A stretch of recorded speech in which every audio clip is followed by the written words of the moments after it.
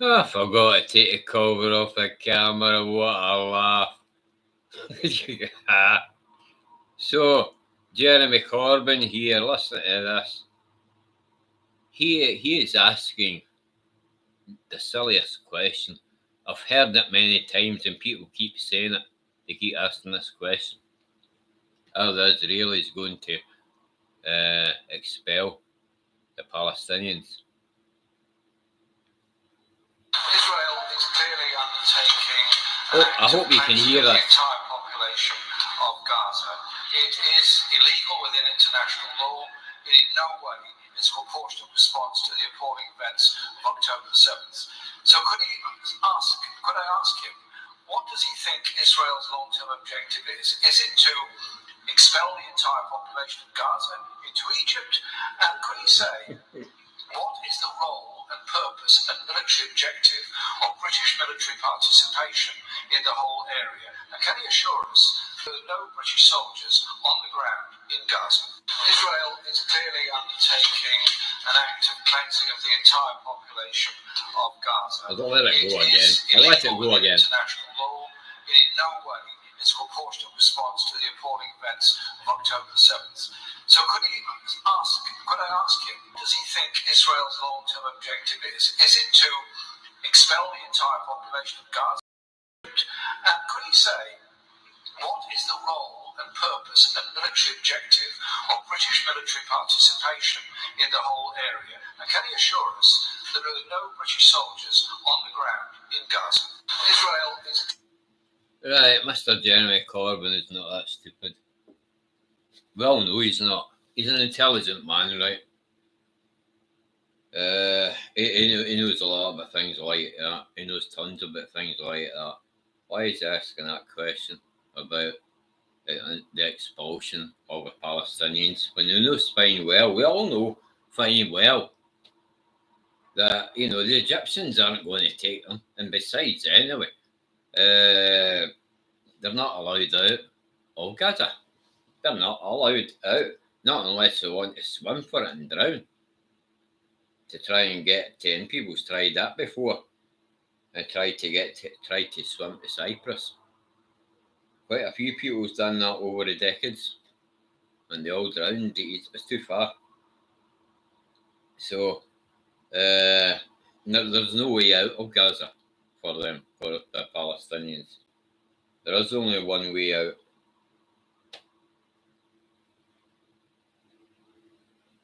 And it's not expulsion either. You know what it is. Netanyahu knows what it is.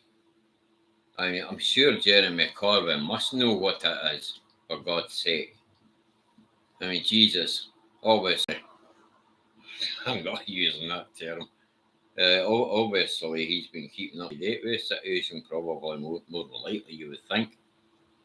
Him being parliamentary MP. Oh, that's right. Is he? Is he still an MP? Yeah, he is still an MP at the moment, yeah. He's an independent, though. Thanks to the Zionists that stole the Labour Party. There's no way on earth. I mean, even Jordan doesn't want them.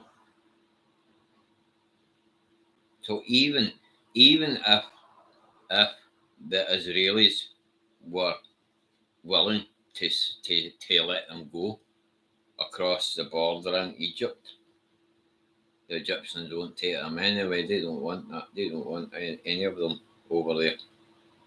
And if the Israelis were quite willing to, and they would have done that by now anyway, pushed them into the West Bank, put them all into the West Bank, so that everybody in the West Bank, including the Gazans, would push them across the border into Jordan. Jordan doesn't want them either. You got to laugh at the Jordanian government. A couple of weeks ago, the Jordanian government shouted out at Israel for massacring the people of Gaza and their children. Whilst they were doing that, the Jordanians, that is, accusing the Israelis of massacring Palestinian men, women, and children. They, for years, for a long time, probably decades, who knows, more than likely, have been allowing American arms to go across their country to get in to Israel. So what them shouting that out to Israel is blooming hypocrisy.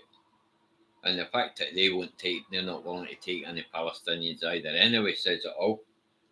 They are hypocrites over there in Jordan. They are.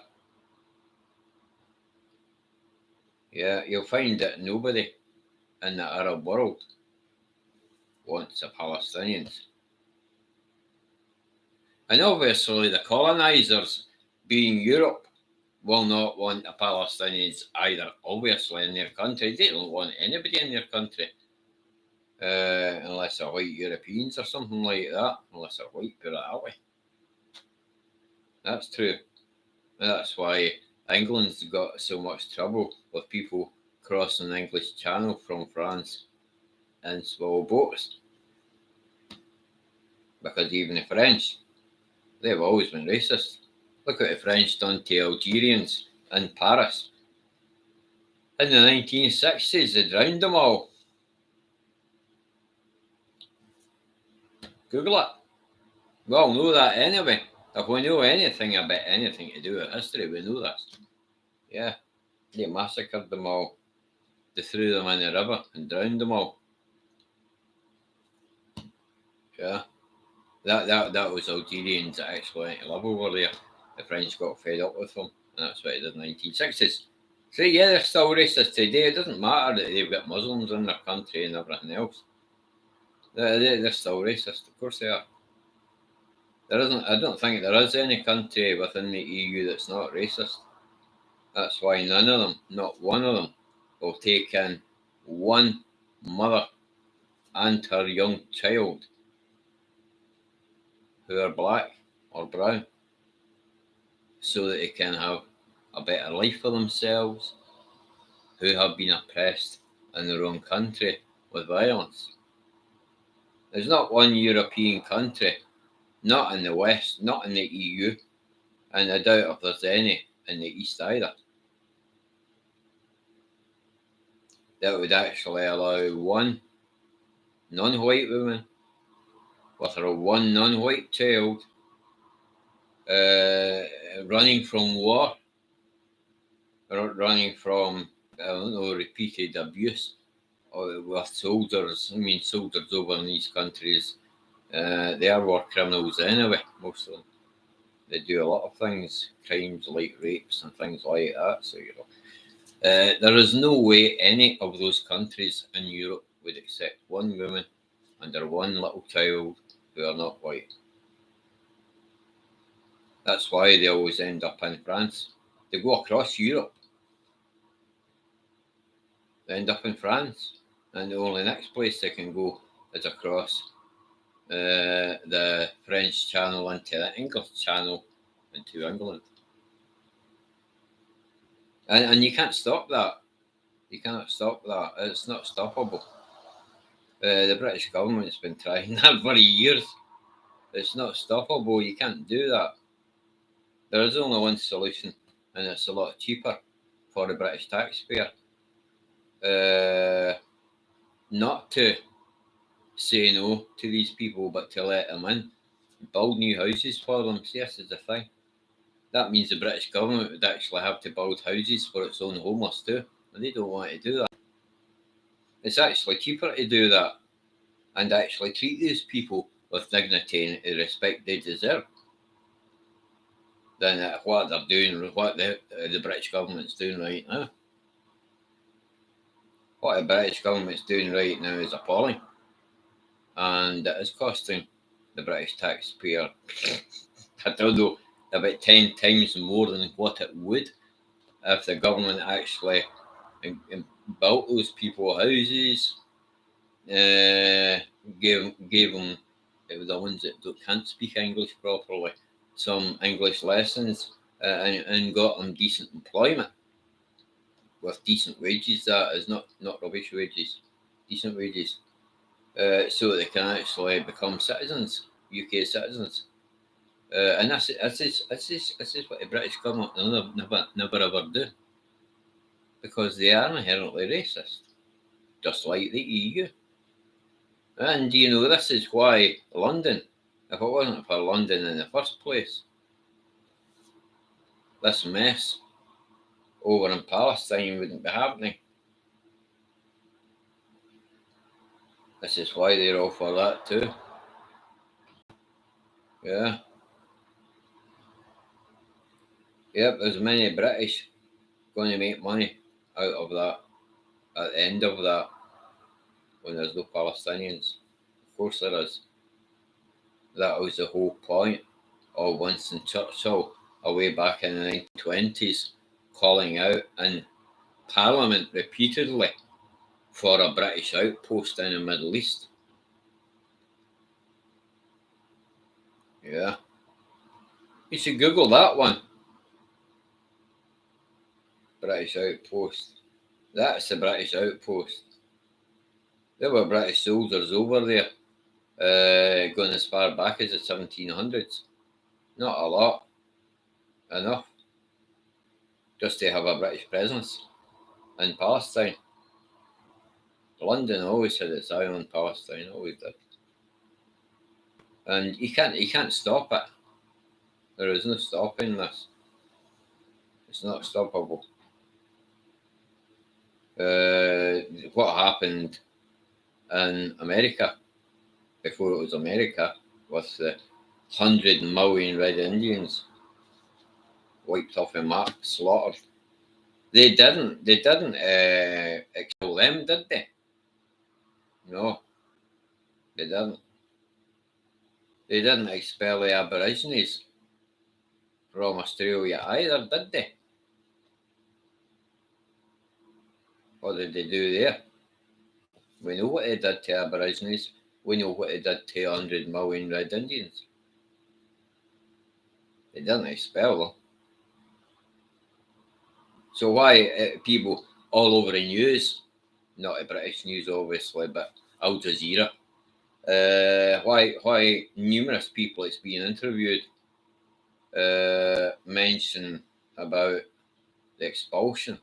There is no expulsion. There's never going to be an expulsion of Palestinian people. The West Bank, they're never going to get expelled into Jordan, because Jordan is already, they've categorically said no, we don't want them. And they're locked in. They're locked in their own country anyway. What's left of their own country, through no fault of their own. That's for Gaza. What you see going on just now in Gaza, probably what will happen eventually in the West Bank too. That's the Zionist program that's been going on for a very long time. As I mentioned before, the people who set that up in the old world, and it was the old world, away back at the turn of the 20th century, the 1920s, the 1930s, and the 40s, when they actually created that Zionist state. Before that, they were plotting and planning about how to go about creating one, because all the Jewish people all said no to a new homeland.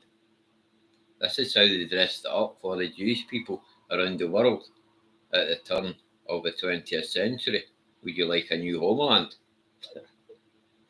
All the Jewish people that are living in everybody else's countries, including Germany, the biggest population of Jewish people in the world at the time was in Germany, because they all knew they were safe there. And they were safe there. They lived there for over 600 years. So they all said no to the so-called new Jewish homeland. They said, well, we've already got one. It's over there. If we want to go back to it, we will.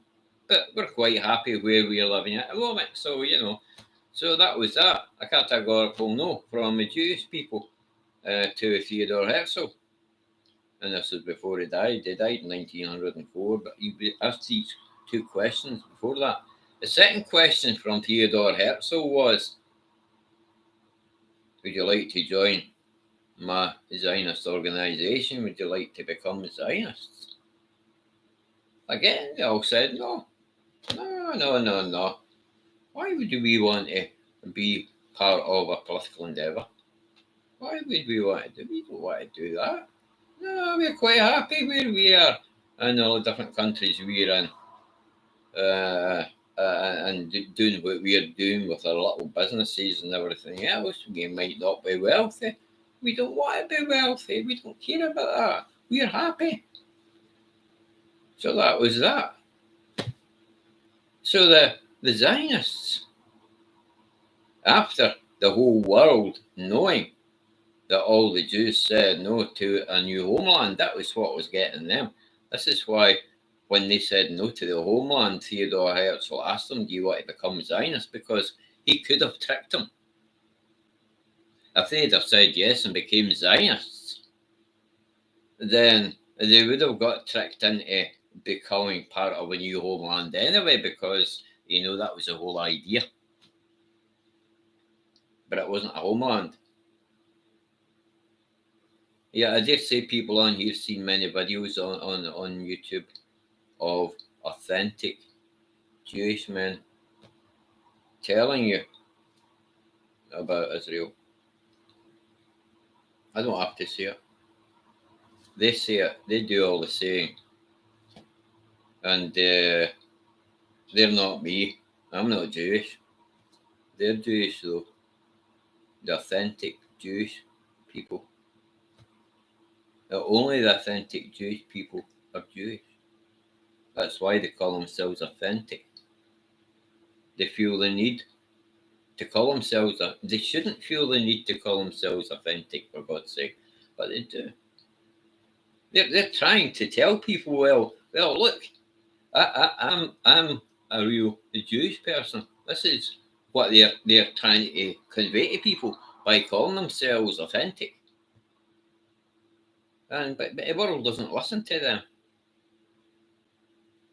The world hasn't listened to authentic Jewish people for a very long time, since even before World War II. Now, there's one word I'm not going to mention here, because I don't want YouTube to plaster it all over the bottom of this live stream again. Yeah.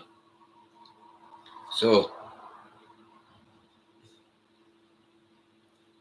far as the Palestinians go, they're never ever going to get expelled. It was the same with the Red. I mean, why do you think they didn't expel the Red Indians? 100 million Red Indians. Probably for the same reasons. They're never going to expel the Palestinians. It's never going to happen. Because nobody who wanted 100 million Red Indians on their doorstep? Realistically speaking, putting racism aside, talking figures here, figures. Who, away back in those days, would want 100 million Red Indians on their doorstep that didn't know their language and didn't know anything about the country they'd be moving into? Not Britain, because Britain was the ones that caused that over there and created white America, right? They were the ones that murdered them all. That's why they murdered them. Because they wanted rid of them. They were taking over all that territory. And the only way they could do it is to murder the people that belonged to that territory, so that they could bring over all their own people, and through time create a bigger population of their own people, which they did in America. They did the same in Canada. They did the same in Australia. And this is what they're doing in Israel. There's no getting away from that. There's no getting away from that. You can't get away from that because that's what's happening today. And it cannot be rescinded. It would never be rescinded anyway. Even though this is the 21st century and this is a different world from the old world, and things like that are less acceptable today. But they're only less acceptable today within general populations like myself and a lot of people out here on YouTube, on Facebook, on Twitter and TikTok and out there in the streets and all that. But there's still a lot of people that hover around places like YouTube looking for people like me. Isn't that so? Yeah. And on other places too. So they can try and flag you up, get you shut down. Oh, he shouldn't be saying that. We're going to call him, that's what we're going to do. We're going to call him an anti-Semite to shut him down. How many times have Zionists called me an anti-Semite then? Over 8 years. Probably been called more an anti-Semite more times than Jeremy Corbyn was called it, for God's sake. Nah. That's a cop-out. It's a cop-out. As the authentic Jewish people say all over YouTube on their own videos, you cannot be anti-Semitic against Israel. They just use that to shut people down. They do. Because they know a huge amount of the world believes that you can be anti-Semitic against an endeavour. I cannot call it a country because it's not. An endeavour that has only been around since the very late 1940s, 1948. The people that moved in there from their own countries were not Arabs when they were born and brought up, and all their generations of families were brought up in white Europe. Were they? Were all these white Europeans Arabs then, were they? Were they all Arabs? Were they? All the families, all the generations of past generations were up white Europeans, and a lot of them were slavers, I dare say, going that far back. So how many of them were Arabs then, those white Europeans that moved from white Europe in the 1940s and onwards over to Israel? How many of them? How many? The question remains. Zero. None. And that's all aren't today. Right, 1948. This is 2023. You're talking about, what, 75 years, 76 years next year. You can't become an Arab by living in a country for 75 years. You can't become. You cannot just walk. I mean, I'm a Scotsman. I'm a white Scotsman. Well, you know I'm white. You can see that, right? You can see it a mile away. If I had to go over there just now, which I wouldn't be allowed to be let in, because I don't see any problems with the Palestinian people, because I'm a normal human being. So anyway, if I had to move over there, if they did let me in, and I had children over there, would those children grow up to be Arabs? No. Of course they wouldn't. Of course not. Would they grow up to be Jews? No. No, they'd just grow up to be have a Scottish father and probably a Scottish mother, you know. brought up in Israel. No. You get taught that it's a Talmud over there. I think. I don't think they bother with the Torah that much. It's a Talmud, more or less. That's what Netanyahu keeps banging on about. If you were taught that in school, that does not make you Jewish. Of course it doesn't. It certainly doesn't make you an Arab either. No. So my children, even I went over there, I've moved in there. I'm still not an Arab, and I'm still not Jewish. I'm still Scottish. I'm still a white Scottish person, not from Europe, but from up north of Europe. And I've had children. They're brought up getting taught the Torah. The Talmud. That's it. All Netanyahu bangs on about, as I say. So, that doesn't make them Jews. Of course, it doesn't. No, of course not. You should ask the authentic Jewish people on here on YouTube. What is a real Jewish person? What makes a person Jewish? Don't ask a Zionist, because according to them, anybody can learn can learn the ways of Judaism and become. You can become a Jew religiously, yes, but you cannot become a Jew geographically. Genetically, it's not possible. No. All the authentic Jews in the world today, their ancestry, yeah, a lot of them died in the Holocaust. Yeah. The real Jews, their ancestors were the ones that said no to Zionism and said no to the Zionist state. It wasn't mentioned as a Zionist state to them, though. It was mentioned as a new Jewish homeland, but they weren't stupid. And you can't do that anyway. You already got a homeland, and all your ancestors have already all grew up in it. Hey, you can right away back as far as you can go.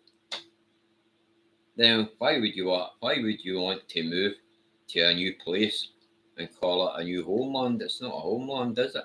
You've left your homeland. That was your homeland. Moving to a new place is not a homeland. It's nothing. It doesn't mean diddly squat to anybody who's just moved out of their own homeland. Of course not. You cannot change your homeland. Where you're born is your homeland. In effect. And this is what the Zionists wanted. This is what they've done. All the people in Israel who have been born in Israel to them is their homeland. So the Zionists get their own way. Whether the Israeli people who are born in Israel know about this or not is irrelevant. The point is the Zionists get their own way. And that's the whole point of populating it like that in the first place. Yeah. So it's their homeland, so far as they're concerned. Netanyahu knows it's not. Of course he does. Even though he was born there. He knows the score. He knows what it's all about. That's just what he's doing, actually.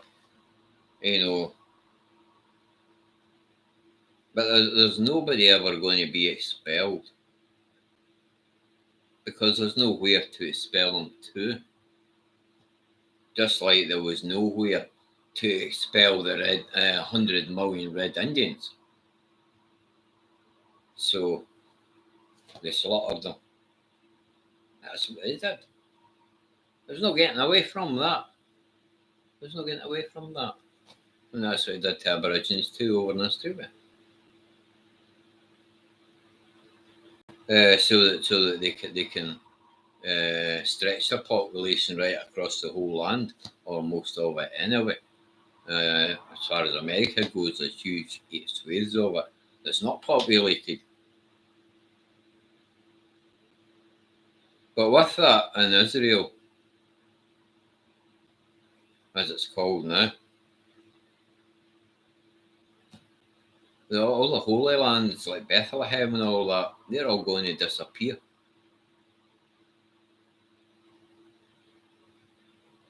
They don't want any traces of it. They don't want any traces on that land of anything that is seen to be Palestinian.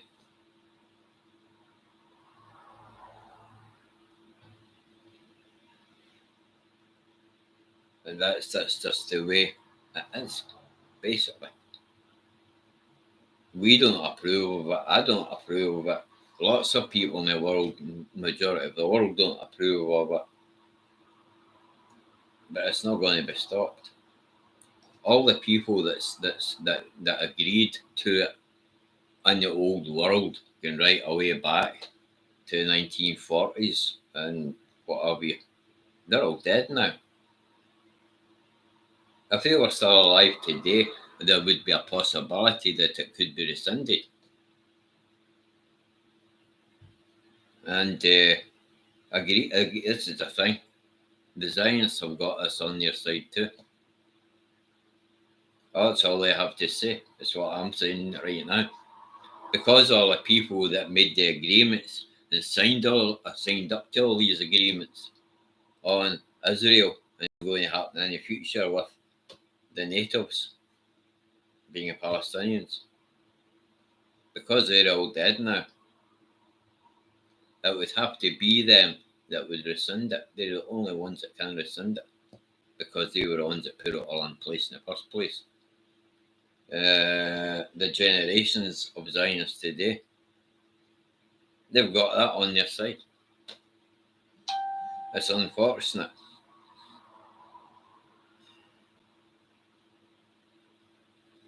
It's a tragedy. That's what it is. A tragedy for the Palestinians. And just let's hope that nowadays that the Zionists will never ever do anything like this again in the 21st century. And that goes for Yemen. Leave it alone. I wouldn't be surprised. I really wouldn't be surprised. I thought of this a couple of nights ago. It came out of my mind, Yemen. It's just like them to do that. The Arab Emirates would be quite happy about that because there wouldn't be any more Houthis targeting them, you know. But that would mean, again, the slaughter of all innocent people that live there. That should not be allowed, but it is allowed by the populations of the world today. Because they're just sitting here at home like I'm doing, sitting here right now at home, nice and comfortable, seeing well, you don't see it on the British news these days, you only see it on Al Jazeera, as I say. They do know about it. Well, I've seen it at the beginning, it was on news at the beginning. And now they tend to keep it away from British news. Even British newspapers, there's very little of it anywhere. But this should never be allowed by the global populations, but it is. Yeah, it is. The global populations sit back and watch it happen. They watch all these people and their children being slaughtered and some of them being shredded, for God's sake, with explosions of bombs. There was one last week, and the cameraman on Al Jazeera couldn't believe his eyes. He actually saw it. They blotted it out as a man walked with his child, and you could see the shreds of its clothes.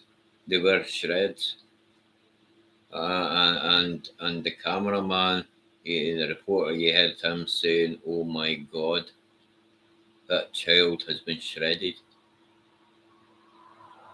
and they did put a block over it straight away, as the man was carrying his child, but you could see the shreds of its clothes had been shredded, hanging down below the blurred out bit they put over the child's body, so as we wouldn't see it. But the reporter seen it, you know. That's for the father that was carrying a child. God knows what he felt like, and that's what Zionists don't get. They're not interested in how people feel about having their children snatched away and slaughtered and things. There was on Facebook a video on Facebook. Even Mark Zuckerberg of Facebook, he was asked, "What is the meaning of life?" I don't know. Might be a lot of people on here that seen that video. It might actually be on here as well on YouTube. I don't know. And he could not answer that. And there isn't anybody. If one of us was able to ask Benjamin Netanyahu face to face, Benjamin, can you tell me what is the meaning of life?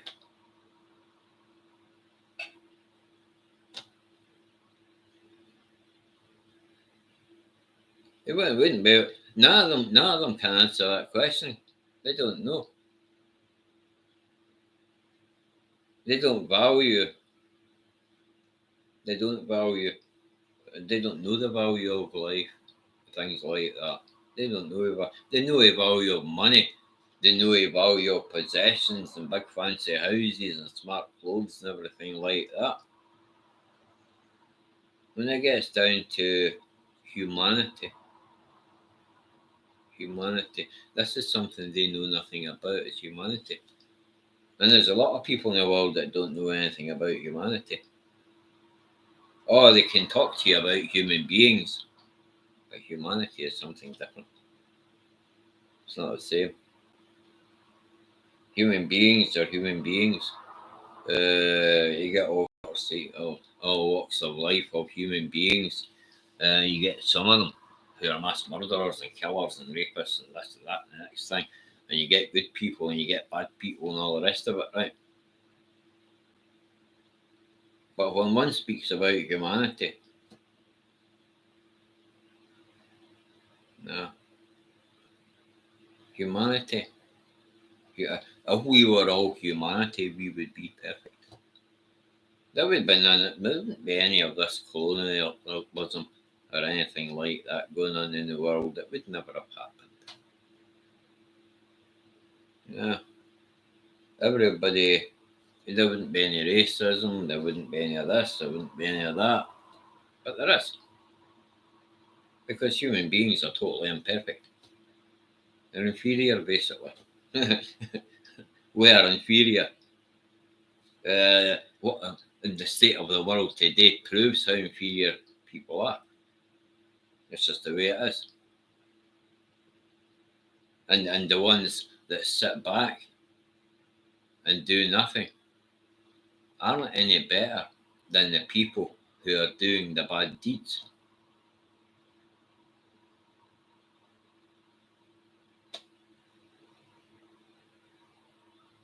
Yeah, ain't that the truth? But no one wants to hear that.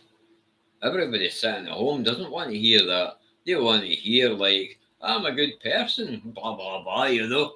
Everybody's going to turn around and say that. Even Benjamin Netanyahu would probably turn around and say, I'm a good person.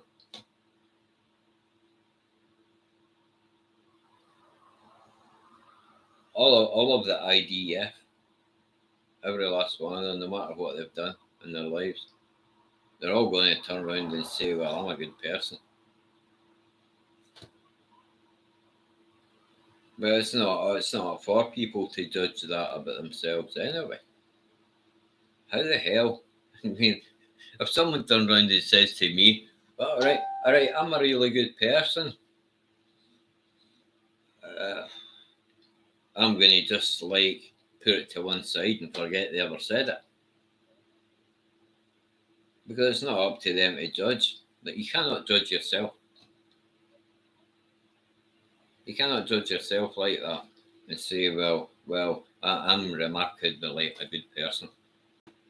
That's up to other people to see whether you are or whether you're not, or whether you're just a nasty little pill. You know what I mean?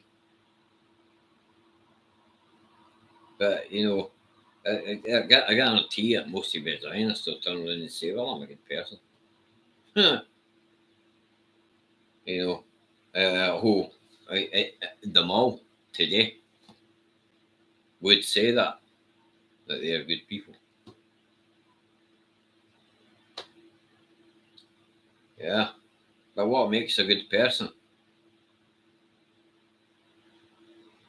There's another question for a Zionist. What makes a good person? I bet that's another question not one Zionist can actually answer.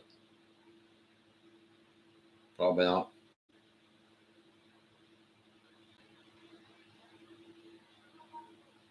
And I'm not going to answer it on here either. That's up to everybody else to answer that for themselves. I'm out of here.